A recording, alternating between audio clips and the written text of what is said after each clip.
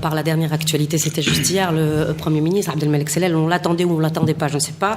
Mais je vais quand même reprendre deux informations ou deux déclarations qui me semblent importantes phares.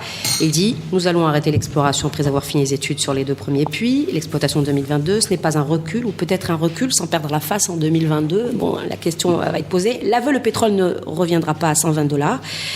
Nous nous sommes préparés depuis aujourd'hui, nous sommes dans la crise.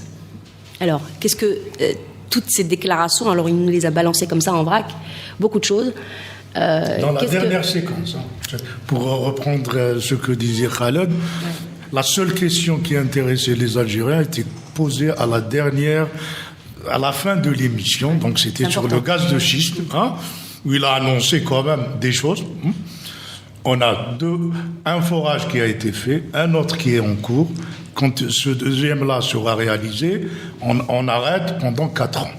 Ce n'est pas un moratoire, mais ça y ressemble un peu. Voilà. Donc, mais le vrai problème, c'est que cette annonce risque aussi de ne pas satisfaire les gens au sud qui attendent le mot moratoire, gel ou suspension, ou même d'abandon définitif du gaz de schiste.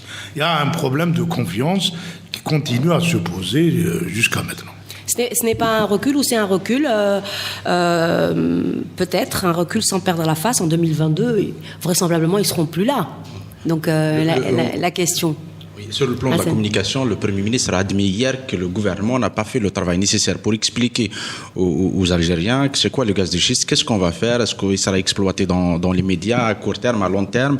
Et il y a eu, ils étaient obligés de sortir du bois pour expliquer après une pression, une mobilisation très forte dans le sud, pas que dans le sud, mais il y a beaucoup de militants aujourd'hui qui s'opposent à l'exploitation du gaz de schiste. Et le Premier ministre hier, il n'était pas. Il dit que c'est une nécessité économique, pas dans les médias, il faut attendre 2022. Et à mon avis, encore une fois, le gouvernement communique mal avec l'opinion. Le gouvernement essaye de présenter la chose comme une maladresse de communication. Or, je pense que l'Algérie n'a pas de problème avec le gaz de schiste, et ce n'est pas un problème de communication, c'est un problème politique. Ils ont essayé. Aujourd'hui, ils disent qu'on va communiquer, on va dire la vérité. Le problème, c'est que les Algériens, à mon avis, dans une très large proportion, ne les croient pas. Même si, je répète encore une fois, dans l'absolu,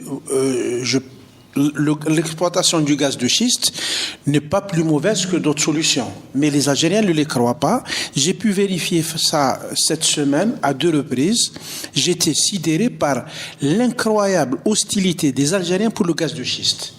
Et pour une fois, les réseaux, tous les réseaux sociaux, mais aussi dans les discussions, dans les cafés, tout ce qui se dit, une bonne partie de l'Algérie est hostile au gaz de schiste.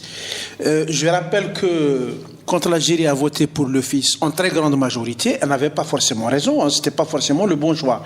Pour le gaz de schiste, l'opinion est hostile, ce n'est pas forcément le bon choix.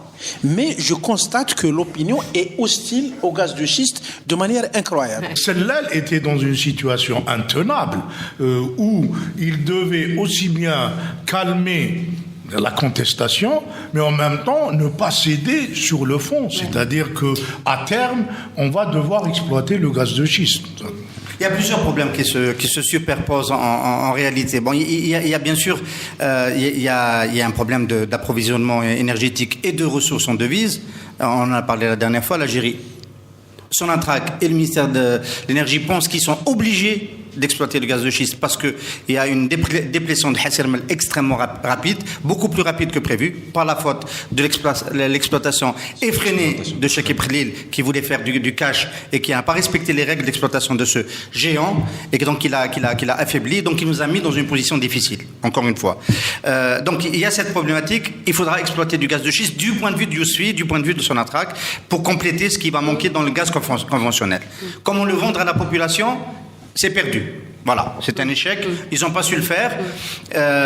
Vient se greffer dessus aujourd'hui, et c'est ça peut-être ça qui est intéressant, toutes les manœuvres politiques et politiciennes. Quand on parle, quand Louisa Hanoun fait allusion à une manipulation étrangère, quand sur le plateau d'une radio publique, je ne vais pas la citer, monsieur Ali Hached est interpellé par son intervieweuse pour lui dire est-ce qu'il n'y a pas une manipulation qui essaie d'empêcher l'Algérie de mettre sur le marché mondial du gaz de schiste en grande quantité. On est à côté de la plaque. On est totalement à côté de la plaque. Il faut regarder tout simplement les préoccupations des gens qui vivent sur ces territoires, qui ont peur, qui sont perturbés, inquiétés, qu'on n'a pas rassurés et qui pensent que peut-être d'autres voies sont possibles. Il faut les écouter, tout simplement. J'ai écouté M. Abdelmajid Attar ce matin, donc vous ne l'avez pas écouté. À mon avis, c'est un homme qui est à la fois crédible et institutionnel. Il a dit... À partir de 2020-2022, on n'a plus de rente et on risque de n'avoir même pas de gaz. À mon avis, c'est ça le discours qui va venir, qui va être développé dans les semaines qui viennent. C'est pour ça qu'on dit que... On l'a eu hier. Non. Attar a été plus précis, parce que Attar, c'est le technicien. C'est Attar est la voix la plus... Personne ne le croit. Attar, c'est une grande déclaration. Et Attar est la voix la plus crédible. Ça fait 1 an qu'il défend le gaz de schiste, mais lui est une voix crédible par rapport aux autres, même si les opposants du gaz de schiste l'accusent d'être proche du gouvernement. C'est la raison pour laquelle. Moi, je pense que Hassan a raison. La population de Ain Salah, en tous les cas, les opposants, ont mené un très joli combat. Et il faut dire aussi, c'est qu'ils n'ont pas cédé. Ils se sont réunis avec le directeur général de la Sûreté nationale, qui leur a proposé de désigner 3 personnes pour aller rencontrer le président. Ils ont refusé. Ils ont tenu bon, ils sont restés fermes et je suis certain qu'ils ont été très déçus par l'intervention hier du Premier ministre parce que le Premier ministre aussi était ferme. Les gens attendaient un recul, mais non, il n'y a pas de recul. Il a bien laissé entendre que le gouvernement n'allait pas changer sa stratégie. Preuve en est, il a dit oui, de toute façon, c'est pas maintenant, c'est 2022. Donc l'exploration de ce puits va se poursuivre jusqu'à ce moratoire de 4 ans qui va permettre. Donc je pense qu'il faut attendre aussi aujourd'hui la réaction des gens de Ain Salah qui vont réagir. Je pense qu'ils ont une réunion à 14h. Alors Célène dit, nous sommes préparés depuis. Aujourd'hui, nous sommes dans la crise. L'aveu. Nous sommes dans la crise. Comment il s'est préparé? Quelle annonce a-t-il fait? Quelle décision phare? Il ne s'agit pas d'austérité, c'est ce qu'il a bien dit, mais de maîtrise des dépenses. On a écouté aussi le ministre des Finances, j'aimerais quand même le rappeler, on l'a écouté, enfin, des propos ont été repris par l'agence de presse sur des déclarations que je cite: à l'avenir, le citoyen paiera ce qu'il doit payer dans un hôpital public en contrepartie des soins ou bien son loyer pour le logement public. Chacun doit assumer ses responsabilités. L'État veillera à ce que les subventions soient réservées progressivement aux couches défavorisées. Une déclaration qu'il a faite devant les membres du Conseil de la Nation. C'est l'Hélière, rien, c'est du cafouillage comme il n'est pas permis. Est-ce qu'il y a un conflit au sein du gouvernement autour de la démarche éventuelle qui serait engagée dans cette conjoncture de crise?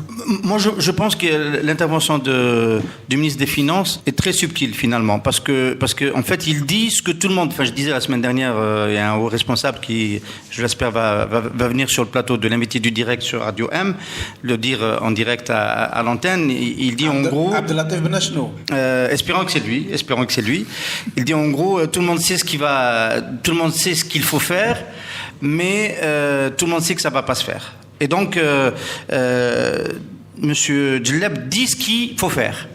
En gros, il dit ce qu'il faut faire, c'est-à-dire amener progressivement la population à payer les services au plus près de leur prix coûtant et réserver les subventions à ceux qui en ont réellement besoin. Mais il est ministre dans un gouvernement. Mais il ne dit pas quand ça se fera. Il dit à l'avenir. Donc, à partir du moment où il dit à l'avenir, il faut comprendre que ça ne se fera pas sous Bouteflika. Et encore une fois, de mon point de vue, Bouteflika ne voudra pas le faire jusqu'au bout.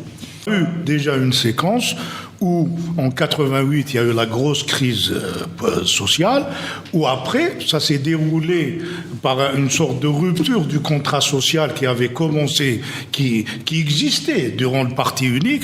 Le contrat social, c'était quoi? Vous les Algériens, vous ne faites pas la politique. Nous, on assure la gratuité du soin, l'enseignement, etc.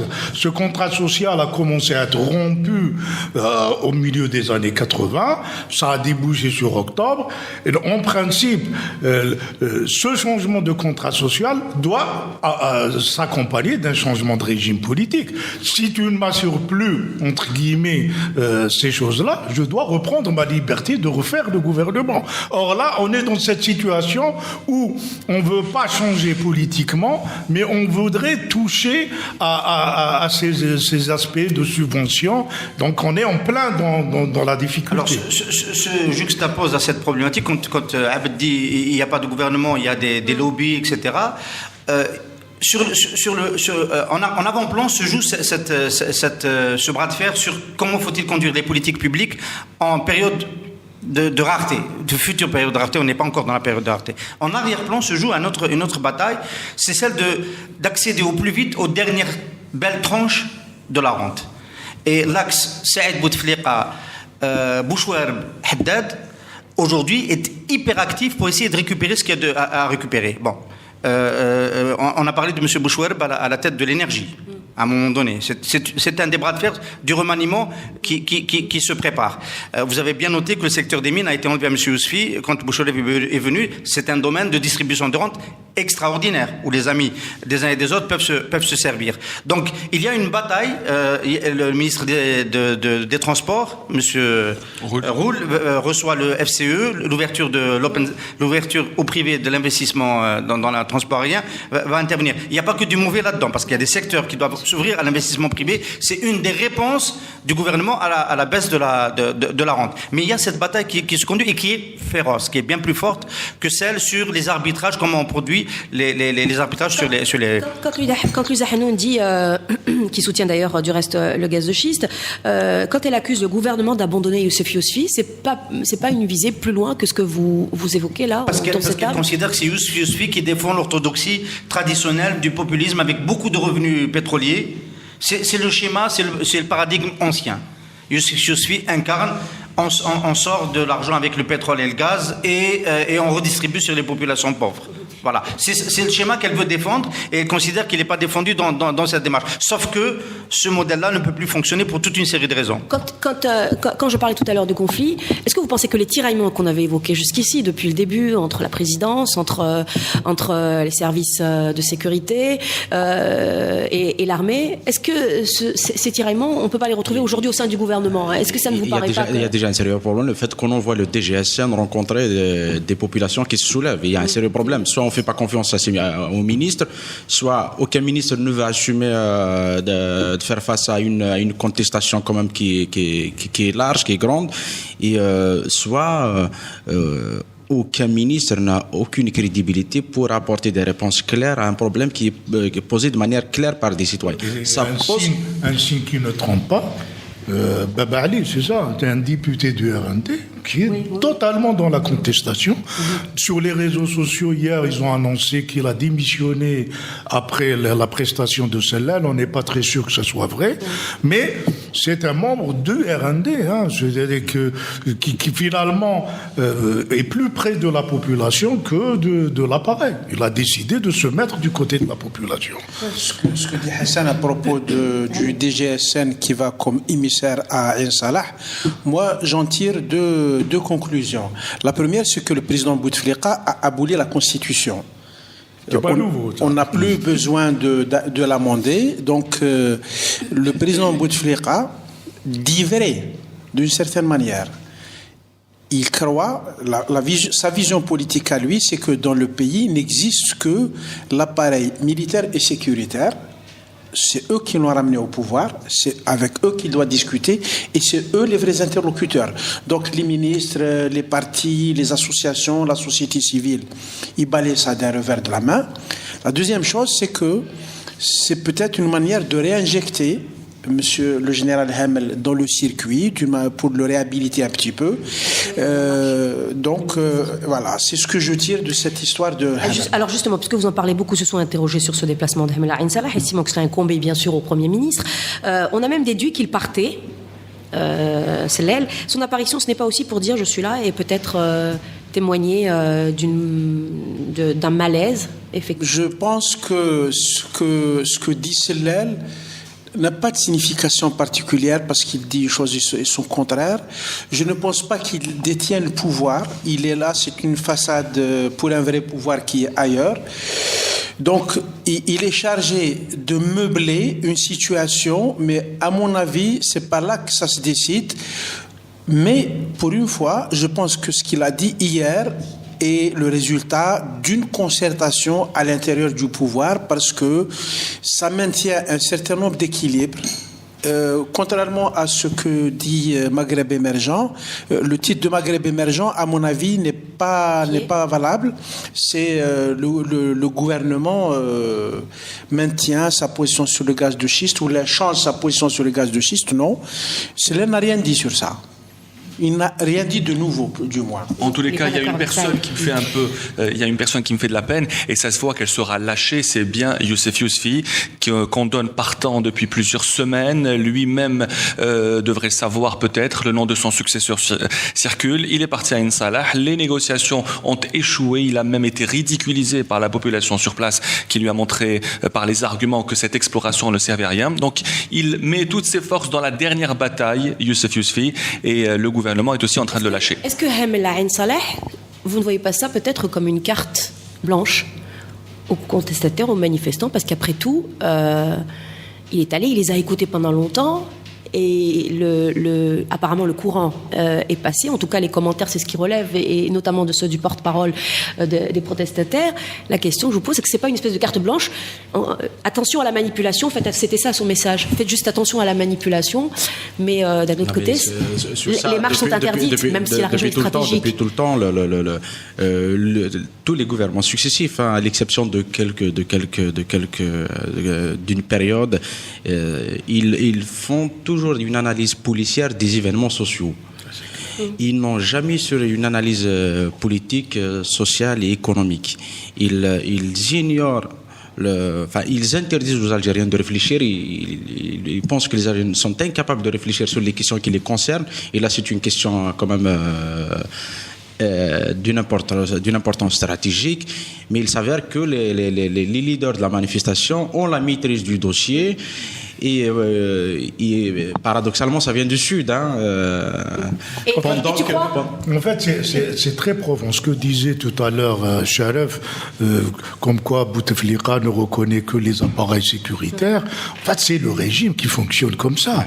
Les partis politiques font de la figuration. Ils sont là pour animer. Louisa Hannoun, je suis désolé de le dire, peut-être croit à ce qu'elle dit, mais elle est dans une configuration, elle paraît ridicule, malgré elle.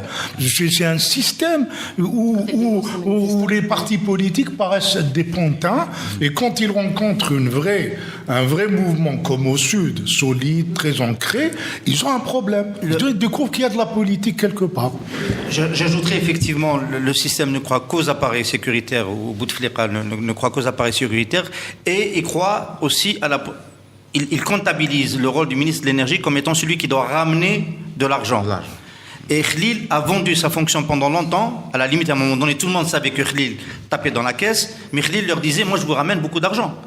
Et donc, il a fait perdurer son mandat sa présence à la tête du secteur pendant très longtemps grâce à cela.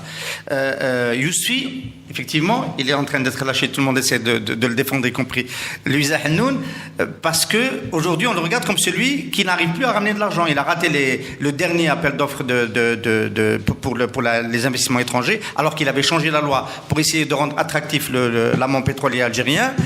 Il n'arrive pas il y a eu Tigentourin qui l'a encore affaibli, il y a eu des contrats qui ne sont pas déployés à temps, et donc aujourd'hui c'est un peu le mouton noir dans le gouvernement. Il n'arrive pas à développer le gaz de schiste, il a mal vendu cet emballage, et donc il a mal emballé ce produit, et donc aujourd'hui s'il y a une tête qui doit tomber en premier, du point de vue de la mythologie du système, c'est l'énergie. Mais pour autant, ils n'ont pas une solution. J'ajouterais que si Abdelmadjid Attar n'était pas lié totalement à l'opposition, et c'est un proche de Ali Benflis qui l'a soutenu à 2 fois.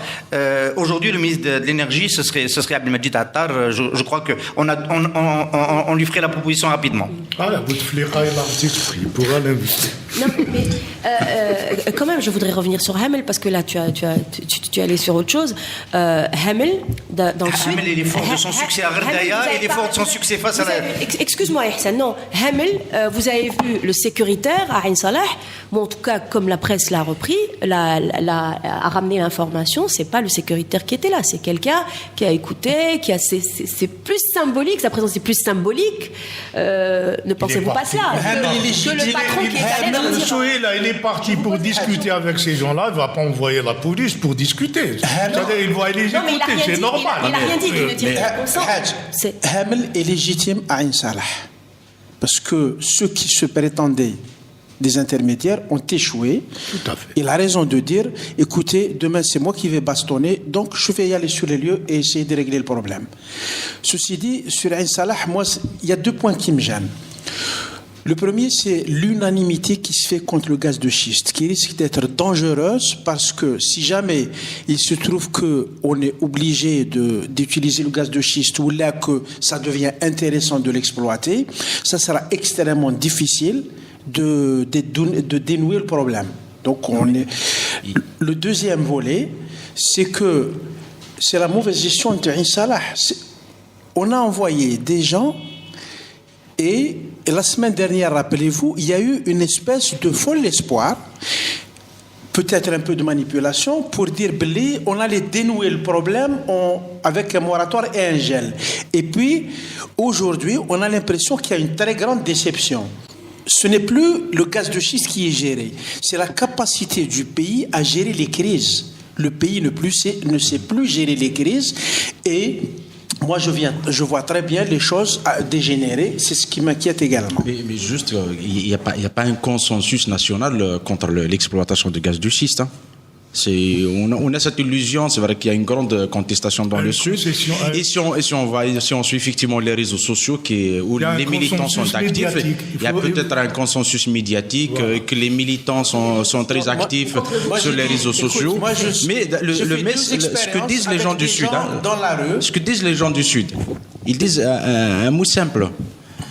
Pour l'instant, tous les experts n'arrivent pas à se mettre d'accord sur l'utilité du gaz de schiste. Si on a une réponse, une expertise qui est convaincante que c'est possible, qu'il y aura moins de dégâts sur l'environnement et sur la question de l'eau qui est extrêmement sensible pour les gens du Sud, et à ce moment-là, on est ouvert.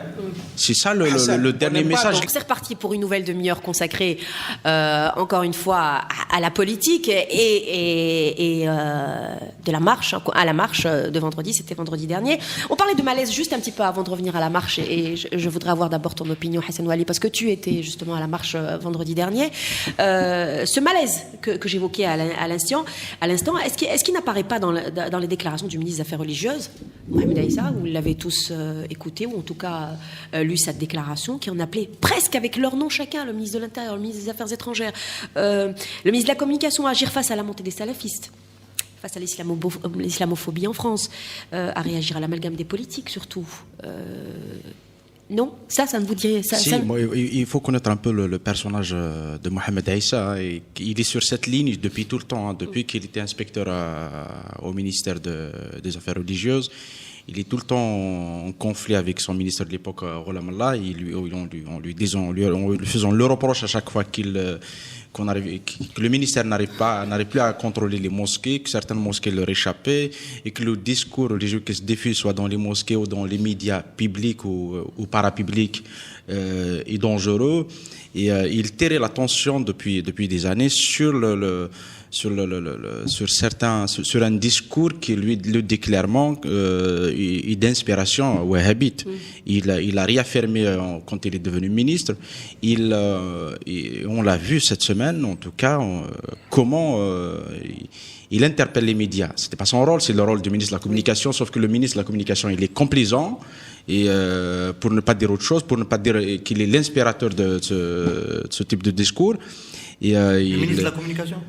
Ah oui, et le ministre de la Communication qui passe son temps à nous donner des leçons sur l'éthique et la déontologie, et il ne va pas dire aux chaînes de télé privées que où il y a comme un discours de haine qui se diffuse. Je peux rappeler, excuse-moi, puisque tu dis, je vais ouvrir une parenthèse, Nusrat Li el-Nabi ou l'Islam, pour qualifier cette marche, le présentateur de Nahar, parce que citons, Nahar, c'était sur ces images en direct de Bellecour, entre autres, ça c'est pour attester un petit peu. Non, mais il y a que on a eu le passage de fameux Hamadesh où ça n'a pas le meurtre, dans un pays sérieux, dans un pays qui se respecte, ces chaînes de télé sont tout de suite au mieux rappelées à l'ordre, au pire on peut suspendre une chaîne de ce type.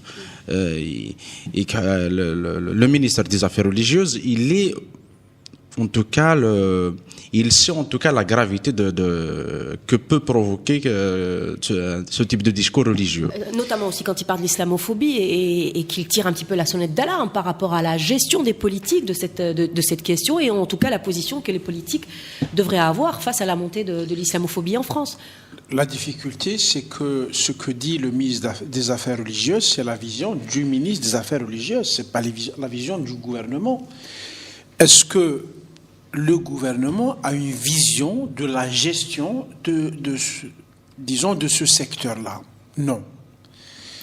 Chacun est de son côté. La Mamra gère comme un diplomate, comme un ministre des Affaires étrangères, comme un porte-parole du système sécuritaire algérien. Le ministre de l'Intérieur a une autre vision. Le ministre des Affaires est religieuse et entre la religion et la philosophie, et il essaye. Il se trouve qu'avec Mohamed Issa, on a une vision qui est un peu rassurante. Mais ce n'est pas institutionnel, c'est vraiment personnel. C'est lui qui se mouille face aux salafistes, aux wahhabites, aux intégristes, aux laïcs, etc. C'est lui qui se mouille. C'est une vision qui est très personnelle. On peut considérer qu'elle est courageuse, mais ça ne suffit pas. On a le paradoxe dans ce gouvernement où le seul ministre politique paraît être le ministre des Affaires religieuses. Il s'exprime sur l'islamophobie qui se déroule en Europe en disant implicitement que l'État algérien a abandonné son rôle de protection de la communauté algérienne en Europe, et il en reste, même si une partie sont devenus des nationaux. Il s'exprime au niveau interne face à un discours même pas d'islamisme politique, ce qu'on appelle le fameux salafisme scientifique, présumé apolitique, mais qui fait de la politique. C'est indéniable. Et ceci dit, je me félicite de cette situation, parce que je me demande ce que ça donnerait si M. Abdelmalek Sellel se mettait à parler de religion. Oui, il vaut mieux laisser ça, Mahmoud. Et sur l'image. Et sur l'image, la communication. Et sur l'image, la communication. Bien sûr, mais en même temps, ça lui échappe, parce que lui fait une sorte de synthèse interne, critique de ce qui se passe. La communication, ces chaînes de télévision, tout le monde sait que ce sont des amis à qui on a donné un agrément de statut de télévision, de correspondant de télévision étrangère. Ce sont même pas des télévisions de statut algérien. Et c'est pour des raisons politiques. Ce sont des médias qui occupent le terrain. Pour rester dans le même domaine, Al-Shourouk a pris en charge la réaction sur l'image du prophète pour le pouvoir dans son ensemble, pour éviter qu'elle ne soit prise uniquement en charge par Hamadesh. Et on est dans un rôle de confusion où, parce qu'on ne fixe pas les règles, tout se joue dans une forme de manipulation des esprits. En fait, si on cherche bien les raisons de cette grande manifestation de vendredi, des milliers de personnes sont sorties dans la rue parce qu'un journal français a fait la couverture du prophète. Alors que Charlie Hebdo fait ça depuis des années. Personne n'a bougé, il n'y a jamais eu de manifestation en Algérie. Je suis Mohamed parce qu'un journal satirique français a fait cette une. Il aura fallu qu'il y ait l'attentat, qu'il y ait des journalistes et des dessinateurs qui meurent. Il aura fallu qu'il y ait une partie de la presse algérienne qui se solidarise avec leurs confrères français pour que des gens décident de faire une manifestation et pour dire non, nous ne sommes pas d'accord avec eux. Donc je pense que c'est plus une marche politique qu'une marche religieuse. Saïd Jafar a dit que Chourouk a pris cette attitude pour le compte du pouvoir. On peut quand même peut-être demander à Khaled Rani qui fait le journal de Chourouk TV ce qu'il en est.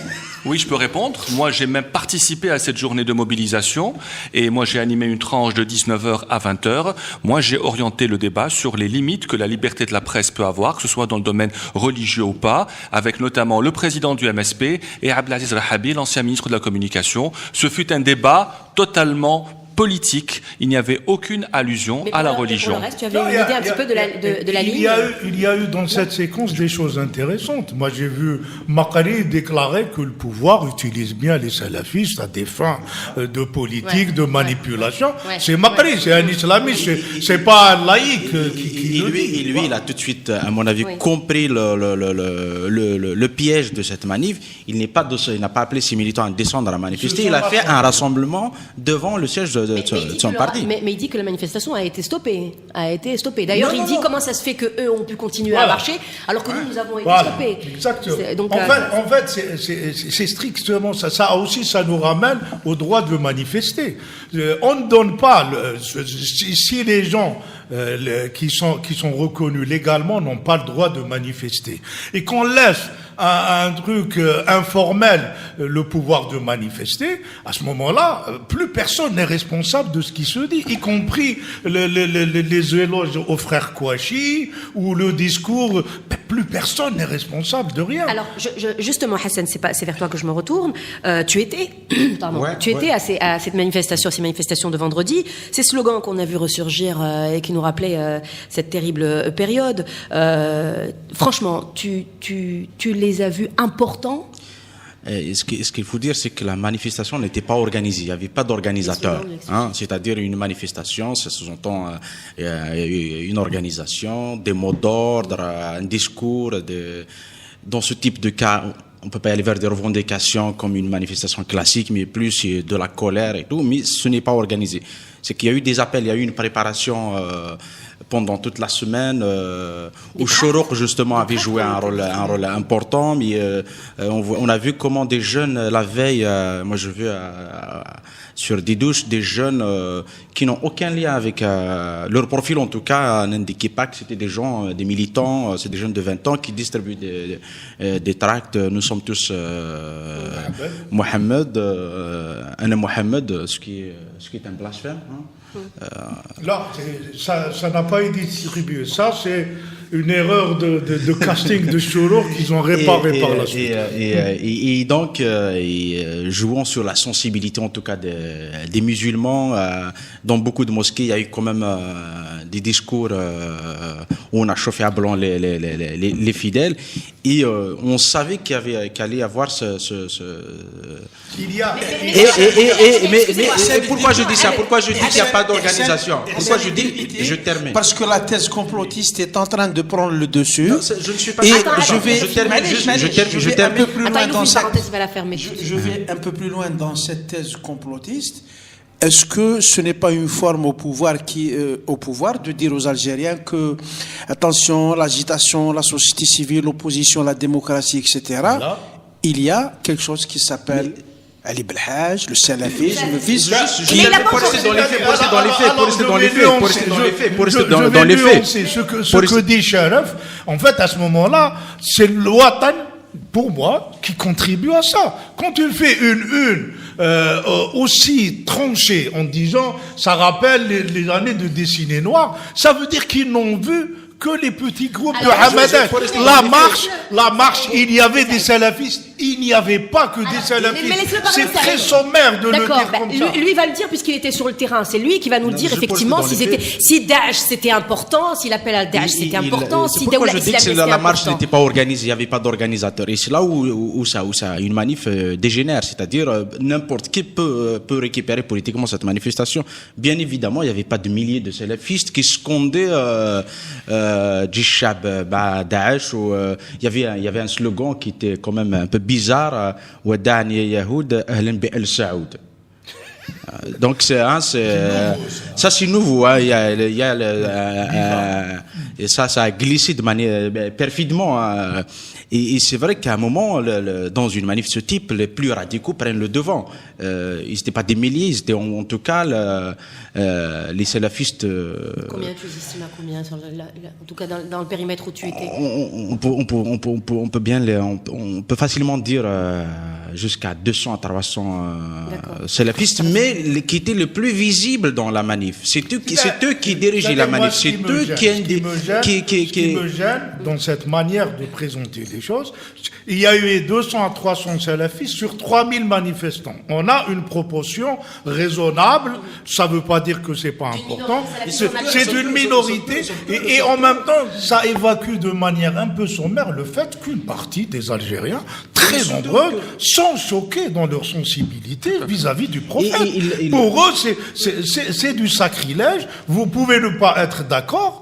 Vous êtes libre de le dire, mais les gens, sans être des salafistes, n'acceptent pas qu'on grippe le prophète. Il faut quand même se le mettre dans la tête. Pour te rassurer, il y avait au moins 2 journalistes de l'Ouatan qui étaient manifestants. Hein.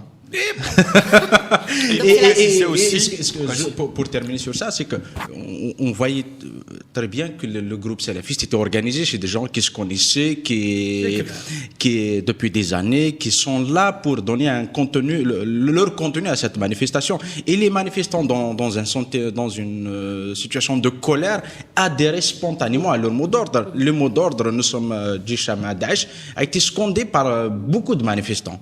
Et c'est ça que dans un mouvement de foule, voilà. Donc il n'y a pas de retour au salafisme, il n'y a pas de retour aux années 90. Il faut simplement préciser. C'est ça. Moi, je ne veux pas être sommaire. On n'en sait rien. Ce n'est pas une manif qui va nous le dire. Ce sont des élections libres, c'est un contexte de démocratie, de débat libre qui te permet de peser le poids de tel ou tel. Mais là, une manifestation qui est organisée semi-clandestinement, sans cadre organisé, tu auras les plus énergiques qui donneront le temps. Mais ce qui est sûr, dans le voisinage de la manif, les gens étaient terrifiés. Oui. Les gens étaient choqués. Les gens pas surpris, avaient peur. Ils se disent, mais est-ce qu'on n'en a pas connu déjà une guerre civile terrible? Les gens avaient peur. J'étais en train de me dire, je travaille beaucoup sur les problématiques économiques, Maghreb émergent l'exigeant, que le président Bouteflika allait probablement partir en nous laissant sur le chemin d'un nouveau ajustement structurel. On en parle, c'était la première partie de l'émission. Une partie de son bilan, de ce point de vue-là, est réinitialisée. Il risque de nous laisser aussi sur le chemin d'une problématique semblable à celle de la fin des années 80, c'est-à-dire la réponse politique, elle est où? Elle est dans l'islamisme radical, dans le salafisme. C'est aujourd'hui, symboliquement, depuis la marche de vendredi dernier, une possibilité, ne serait-ce que par le caractère spectaculaire de ce qui est arrivé.